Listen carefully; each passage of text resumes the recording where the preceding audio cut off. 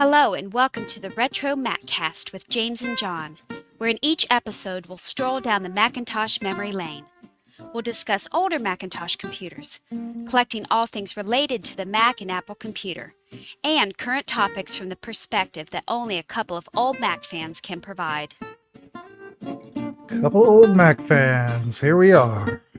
Emphasis on old. At least for me, you youngster. I think this is 3 weeks in a row. That's right. This is a new record for 2024.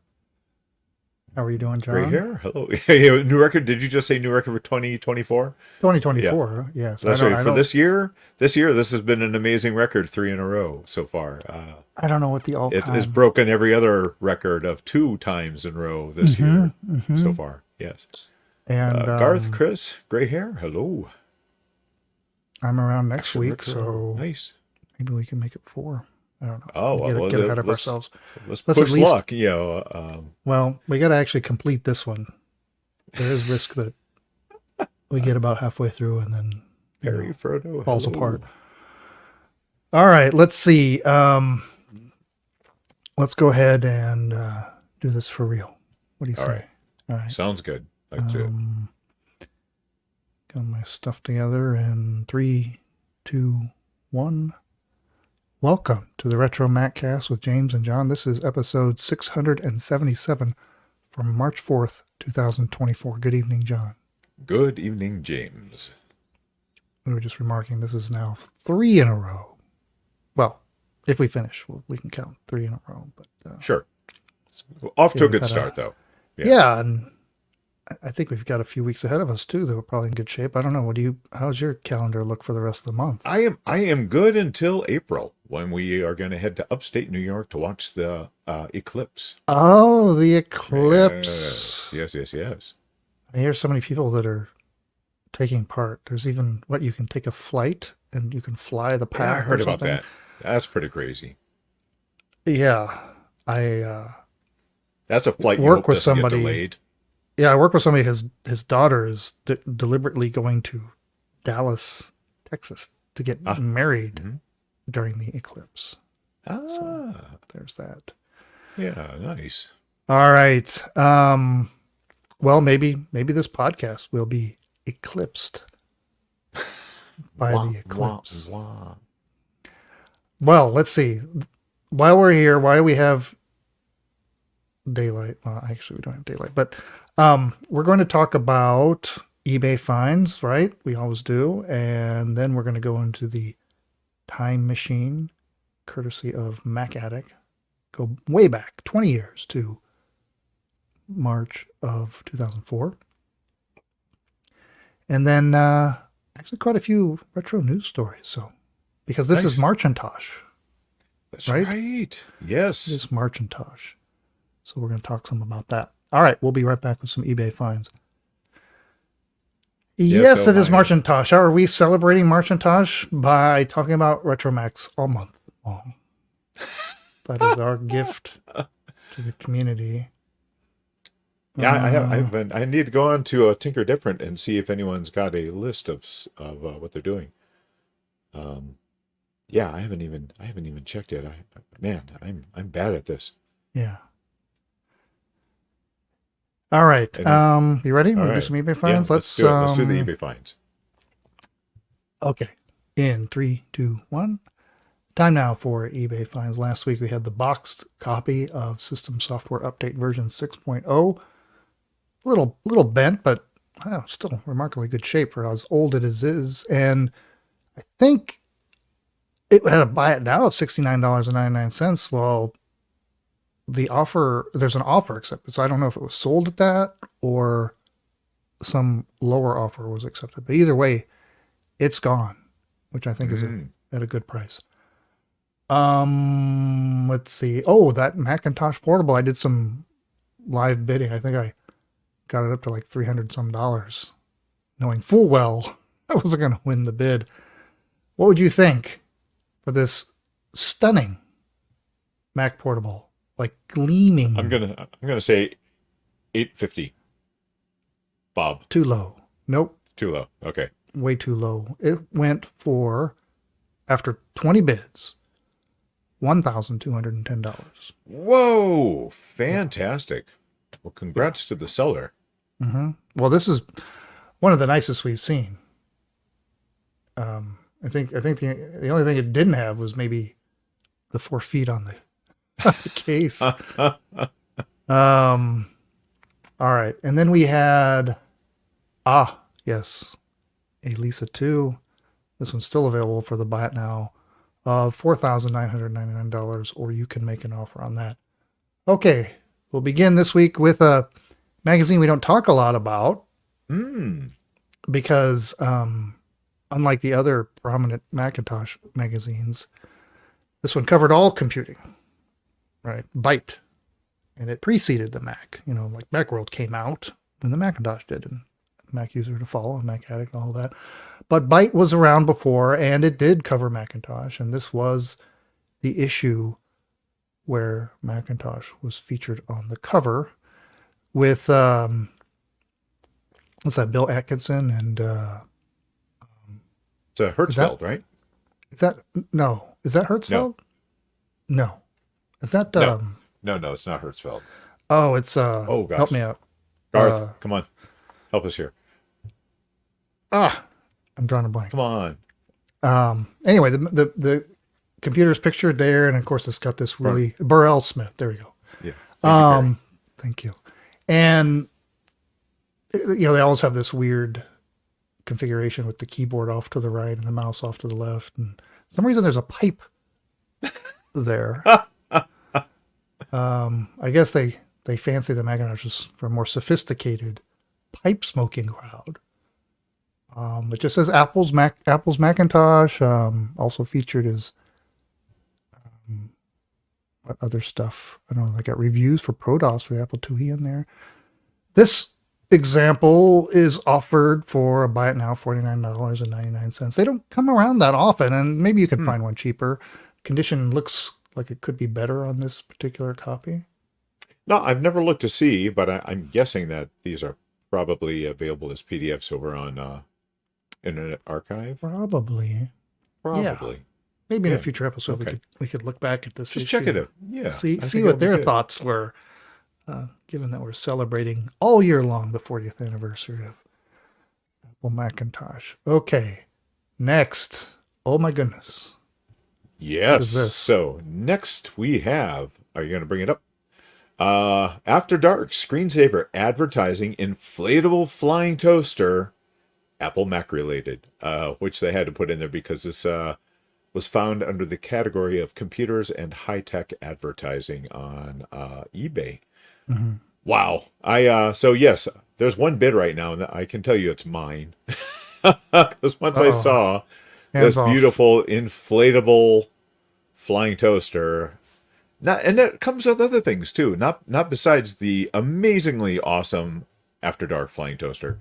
It also comes with the I like icon button, a enamel pin flying toaster. Oh, that's neat. Which is fantastic. A flying toaster pen and a Next pencil.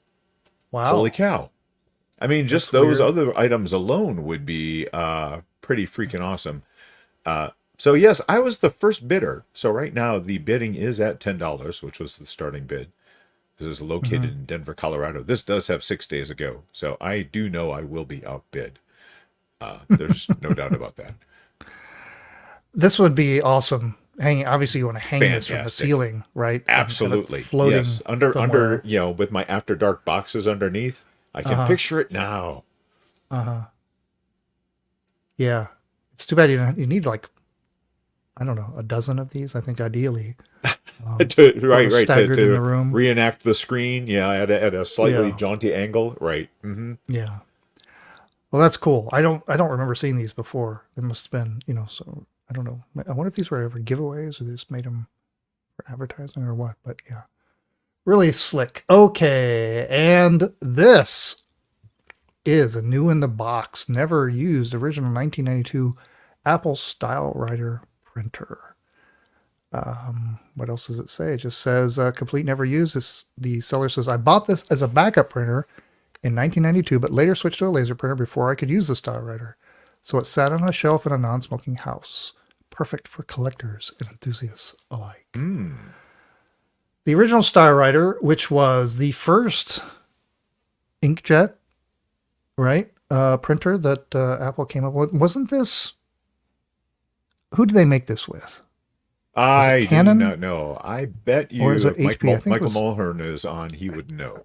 Somebody looked that up, but I want to say Yeah. The engine was almost always. I don't think did Apple ever do just their own hardware. They were almost always using like a Canon engine for some of their laser. Some of the bits, but the laser writers, I don't know, who was doing what, but anyway, this was the first one. It was kind of an odd format, right? This sort of vertically oriented thing where the paper would kind of feed through it.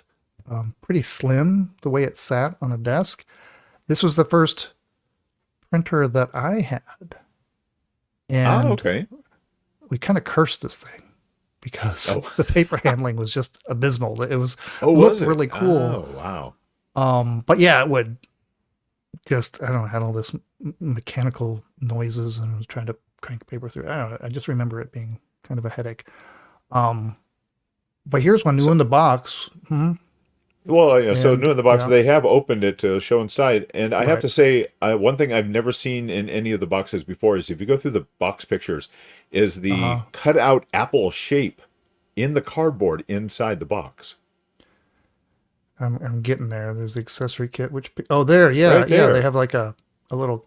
It's actually cut right out of the cardboard insert. I've not seen that on any Apple products before. It's got the software with it. It's got the little accessory kit with the cables and of course, you have to have a big, thick printed manual for this thing. It still has the sealed ink cartridge. I'm going to guess even if they're sealed, those probably aren't going to be working. You don't think so? If it's vacuum sealed, and I bet it's still all right. Very nice. And at a low, reasonable starting bid of just $129. This would be awesome to set up with a classic old Mac. Gosh, I feel like I should start the bidding right now. There's no way this is going to go for just $129, and it only has 2 days to go. Ends on Thursday, and shipping for us is fairly reasonable. This ships out of Prior Lake, Minnesota. Yeah, I noticed the snow in the background on one of the pictures. I'm like, yeah. All right, well, we'll see if somebody snapped this up next week. All right. Yeah, Garth restored one of these last year, but unfortunately it does not work due to cap damage on the control boards. Yeah. Oh man, those caps. So sad what all those mid-90s caps have done or later. Yeah. All right, here we go. We're gonna switch to Mac Addict and let's go in 3, 2, 1. Okay, we're going to turn back the clock to March 2004, courtesy of Mac Addict. We get this issue and all the other issues we talk about over at archive.org. This one says the fun is back, and pictured is the blue. What kind of blue would that be? Turquoise? It kind of looks cyan. iPod Mini, because the Mini had just come out. So this was in March, so they just had, of course, Macworld would have been in January, where the Mini was announced, along with a lot of other cool stuff. So we'll get to that part in the issue. Anything else here cool on the cover we need to talk about? That is the color of iPod Mini I did get when the Mini came out. Somewhere over there. And I think it's engraved with my name, too. Oh, that's right. Yeah, that was a feature back then, wasn't it? Yeah. I remember doing the one for April for an anniversary present. Yeah. But we want to skip over to, let's see, we'll go over to page 14. We're going to find some random stuff here that caught our interests.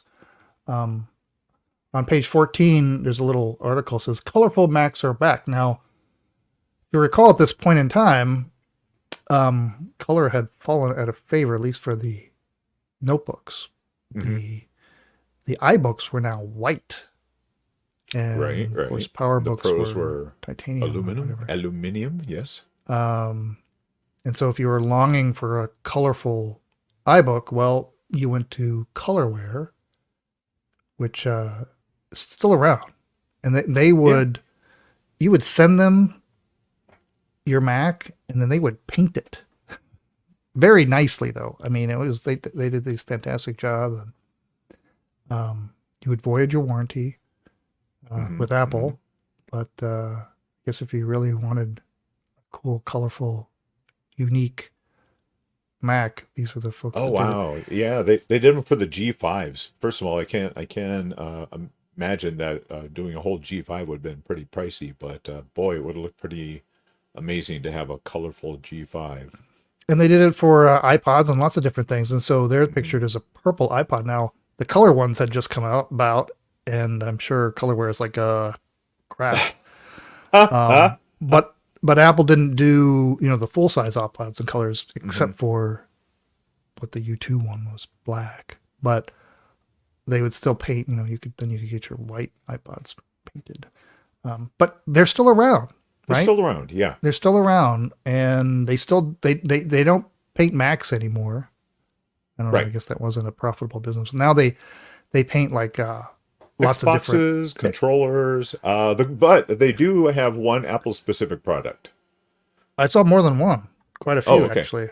Yeah. Okay. Well, the one in particular I really like is the number 2 pencil for the iPad. Oh, okay. Yeah. They also do. You can get the AirPod Max and like cases and stuff. So you essentially buy the product through them, and then they paint it. Okay. So all right. yeah, there's still apparently a market for that. So all right, let's go to 18, and page 18 is where it gets into all the cool announcements from that particular Macworld. We talked about the iPod Mini, of course. And you said you were at this Macworld, right? I was there.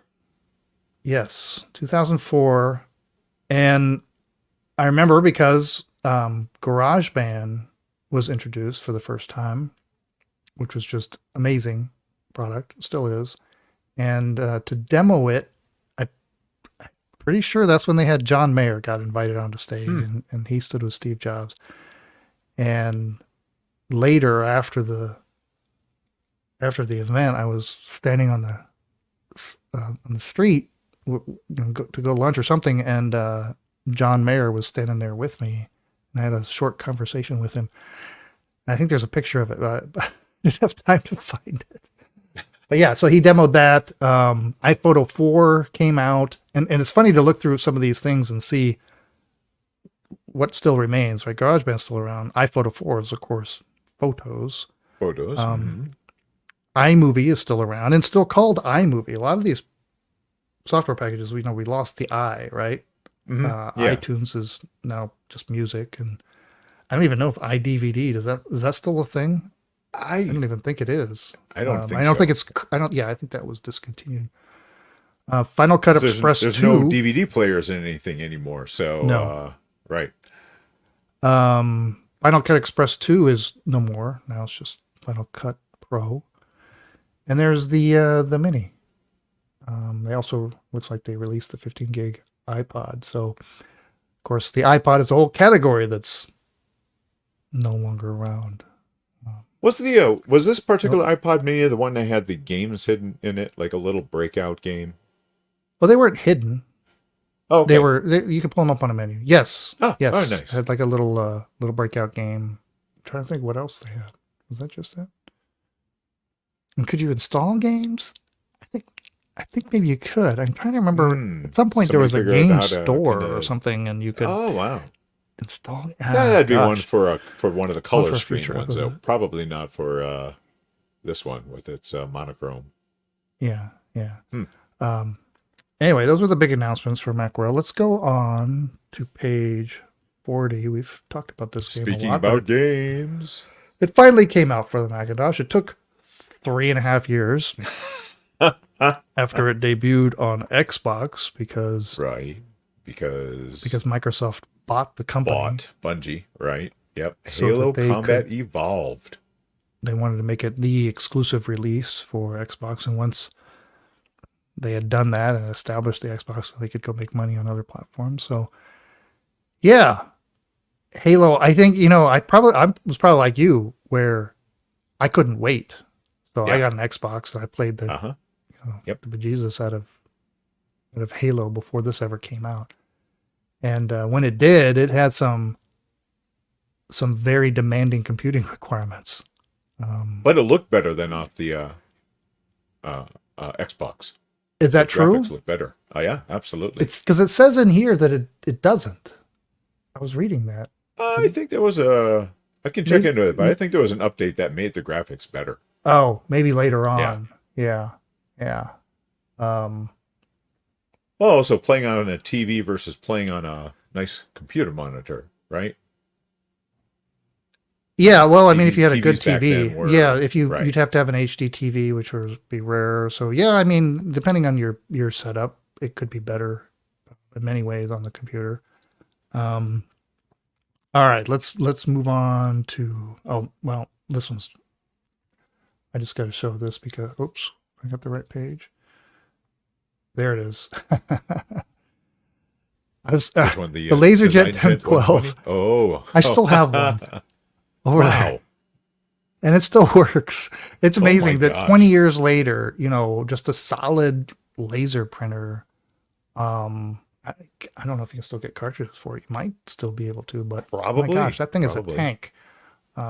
So kudos for HP for making a solid laser printer. All right, and then there's something that you have. Yeah, because I happen to have one of these. I was very surprised when I saw this in the magazine. It is the mouse. The mouse. It is the mouse. That's pretty bold to call it the mouse. The mouse. So this was made by let's see, I think I've got the URL in the MacMice. MacMice, .com, which is still around, but not the same things anymore. MacMice stopped selling the mouse in sometime in 2007. But I'm gonna for those watching, so compare it to the actual Apple mouse of the time, and you can see very close. It's got a clear acrylic shell. It's got white on the inside, but of course, unlike our one-button Apple mouse, it has two buttons and a scroll wheel. But aesthetic wise, it looks right at home next to my G4 iMac. It's a very good mouse.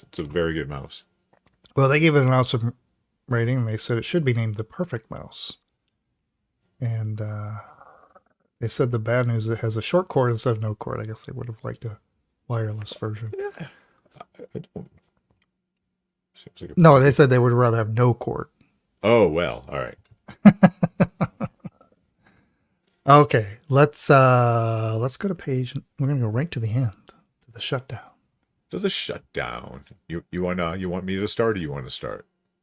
Well, I'll read the intro here. It says, Sure. Back to beige, tired of white, silver, and other fashion statements? Ah, the good old days when the sauce from your bucket of honey Dijon chicken wings blended right in with your Mac's color scheme. Those were the days of freedom from the fear of mucking up your Mac's gorgeous finish. Here are 3 easy ways to ditch your white gloves and get back to beige. Now, this would be like if you didn't want to pony up for the color wear treatment, right? Yeah. This is the low end version of it. So your first option is to dip it like biscotti. You've spilled coffee all over your keyboard anyway. Why not go all the way and turn your little accidents into a bold, unabashed statement? For an especially appealing caramel hue, we recommend the daily application of Starbucks Toffee Nut Latte. Yikes. Who hasn't spilled coffee on their keyboard? You take That's why it was like my laptops was always the first thing I would buy would be is the like keyboard silicone. cover, right? Yeah, Sure. Yeah. exactly. Because it's not just Legos; it's just all the gunk that inevitably collects and comes off your hands and whatever else. Oh, disgusting. All right. Well, if you don't like that, you can smoke it. Become a chain smoker and bring your power book with you on your cigarette breaks. Just like your teeth, your book will become yellowish brown in no time. And unlike you, it won't develop emphysema, age prematurely, or hiccup phlegm every morning. Now, as somebody who did Apple repairs for a year, I have to Mm-hmm. tell you, there was nothing worse than getting a computer in that had been in From a a smoker. house of a smoker. Oh, Oh my gosh. yeah, because it We does yellow, right? and It's it almost gets like everywhere. Yeah, even yeah. like the glass fronted iMacs, it would get underneath that glass, and we would have people come in and Oh, go, "My screen's yellow for some reason," and we'd go, "Oh, really? Why? Why maybe because it smells like a whole carton of Marlboros." Um, all right, so their last suggestion, if you don't like that pristine look, is the toss it into the big pen. Less toxic than coffee or cigarettes, much rich mineral content will leave your iMac's lily white skin smooth, supple, and beautifully beige. Simple clay adheres well, but loam provides a more lustrous glow. And there you go. yeah, and they have a nice, what would have been a very The pretty white organic G4 version iMac. of Just colorware. yuck, disgusting. Well, that's not very palatable there. None of that. Um, and that is it. Those are the most amusing things or interesting things that we found in Mac Addict 2004. So, if you want to go back and read more about what was going on back then, that's archive.org. Okay. Yeah, Tech Tool Pro. Tech Oh, Tool Pro. Are they yeah. still around? They still make Tech Tool? You remember when for a while, right? They had some deal with Apple, right? And so there was Tech Tools. Wasn't it It like is still distributed with new around. Macs? Micromat Tech Tool Pro is still around. Now supporting Apple Silicon. Very good. So there you go. All right, we're gonna do some news now. Look around here, find my screens. Okay. All right, let's go in 3, 2, 1. Let's see. Oh, Hackaday. Hackaday.com is a good website to subscribe to. Lots of good retro stuff in there, and occasionally the Apple or Macintosh story. This one says, it's a Coco. No, it's an Apple II. Article by Jenny List. It's a Coco. Well, what's a Coco? That's the Tandy TRS-80 color computer. Very popular computer of the time and a competitor to Apple. Somebody went out of the way to write like an Apple II emulator Oh on the my Coco gosh. Holy oh my cow. gosh is right. It's all documented. The article details the story, but there are links to the GitHub where you can look at it all. It's done.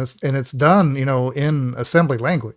I mean, this is the lowest level possible to do this kind of thing. And they claim to have 1.0 functionality. It doesn't fully do everything, but it does a lot. When you can run a little basic programs and such, and some basic graphics. I'll click over here. I think there's a couple screenshots. There's some color boxes that have been generated and a little description of there. But that's impressive. That's somebody with very sure. with talent, motivation, and time on their hands. So kudos to that. And there's a picture of the Coco if you don't remember that. Fine machine with the chiclet keyboard. Yes. Okay. And over on the platform formerly known as Twitter, there was a post about the iPod Hi-Fi turning 18 recently by Basic Apple Guy. And Basic Apple Guy writes, though you were only available for 554 days, you live forever in our hearts and on my shelf. And in response to that, Jose Kong wrote, this was a marvel of design for the time. I was honored to have helped build the team behind this. I did gift likely the only black hi-fi in existence to a good friend of mine. I bet that one is likely the only one that survived. Still rock mine for workouts. And then Nice. they posted Ooh. these pictures of a black hi-fi. Look at that. Nice. Yeah. Although it looks like it's computer generated imagery. Does it look real to you? I guess the table, the shelf looks way too good. I don't know. I'm gonna say it's real, but it looks awfully crisp and clean, doesn't it? That's nice. That's nice. Is there a black hi-fi? I don't know. I guess we'll take Jose for his word. I'd love to see. Now you have one of these, right? I mean, a white one. Yeah, sure. Yeah, Sure. Yeah. It's probably worthy of a show. The iPod Hi-Fi. I think it's fantastic. I didn't get one new. I mean, what were they? Ridiculously expensive back then. I think I picked one up used years later when the price had kind of softened. I don't know what they're doing now, how easy they're come by. So, but yeah, it's worthy of an in-depth look in a future episode. Okay, we mentioned this is Macintosh, and at least our basic Macintosh pledge is to talk about RetroMacCast on a podcast weekly for the entire month. Beyond that, I don't have anything cooked up. It's enough to do the show. But how about you, John? Were you going to go above and beyond? Just my standard kind of mucking about with things. I'm going to be taking apart my SE30 because the screen is dim, and I've got another analog board to pop in to try. So other than that, it's just, kind of status quo for stuff I do anyway. So nothing special or even above and beyond for Macintosh. I guess I should describe Macintosh for those unfamiliar.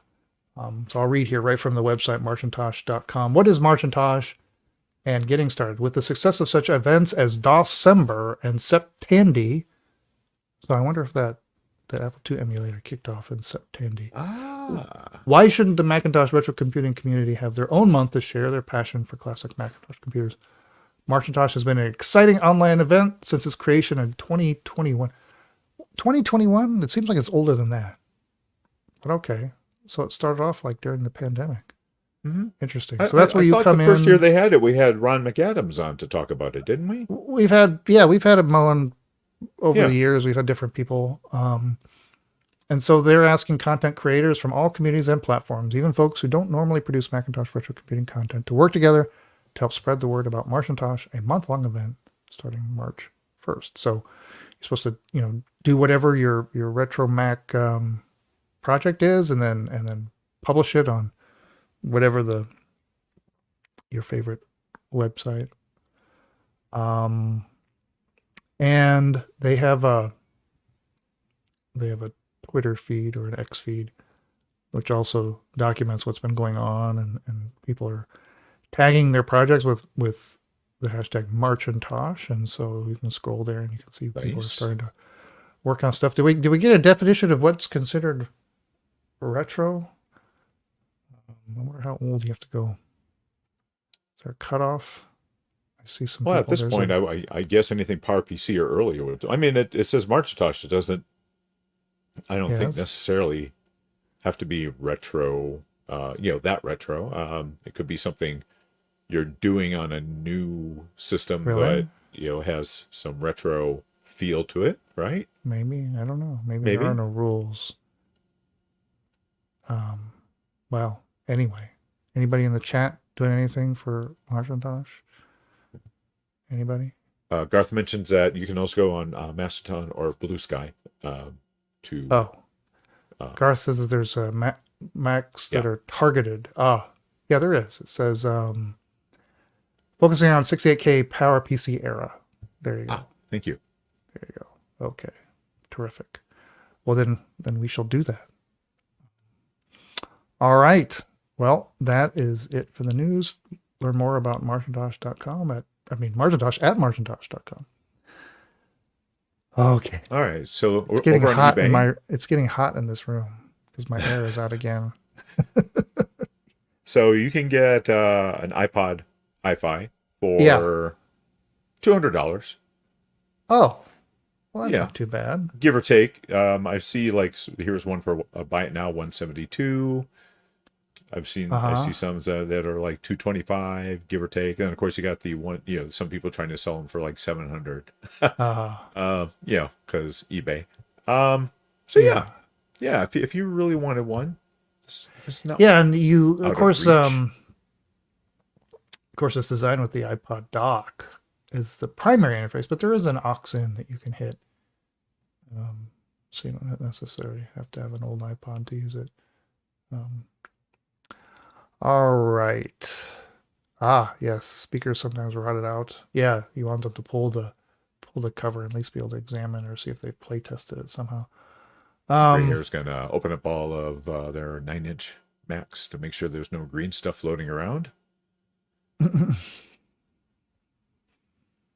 All right, let's do the outro. All right. 3, 2, 1. Okay, well, that's another episode of the RetroMacCast. 3 in a row. We did it. Congrats to everybody. Next week, we're going to try to be back and break the record. And we're going to talk about... the 2024 record, yes. We're going to talk... What are we going to talk about? I don't know. We'll figure it out. We got to figure out something.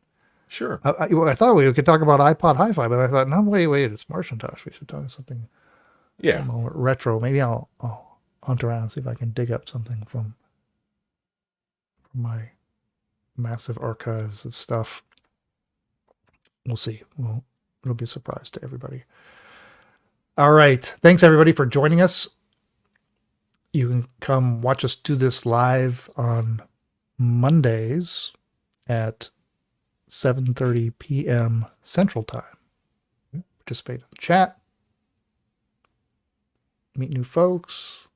Interact with us. Keep us on our toes. Answer our questions when we can't remember anything. It's a hive mind sort of situation sometimes. Yes. It takes a village.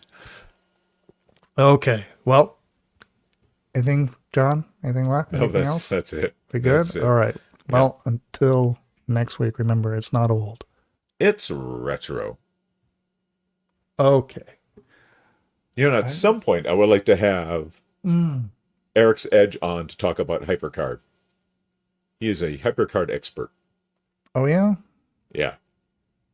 Well, that'd be a good thing for next week. Can we get that arranged for next week? I'll have to see if I can find some contact info for him. I can't remember if we must have done a show on HyperCard, but but this probably is didn't do it justice. Someone who actually does stuff with HyperCard. Yeah. That would be really interesting. Not just a brief history of it, but the significance and what people are doing with it today. Remember, it wasn't that long ago when somebody tried to do like a first-person shooter or something in HyperCard.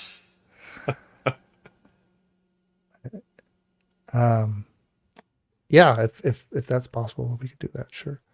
I'll see if I'll see what I can do. Yeah. I was going to see if there's anything lying around here that I could. I don't know. I'm unprepared. It's too hot. I gotta fix my AC. That's what I got. Oh yeah, dude. So, I mean, holy cow. At least you found out now, and it happened now, not not in July. You're right. All right. Well, thanks everybody for joining us. Bye, everyone. Hope we'll see you next week. We'll play a little music and be on our way.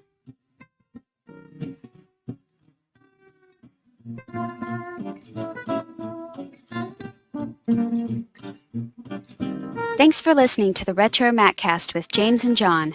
Email listener comments and questions to retromaccast@gmail.com or post comments on our website at www.retromaccast.com.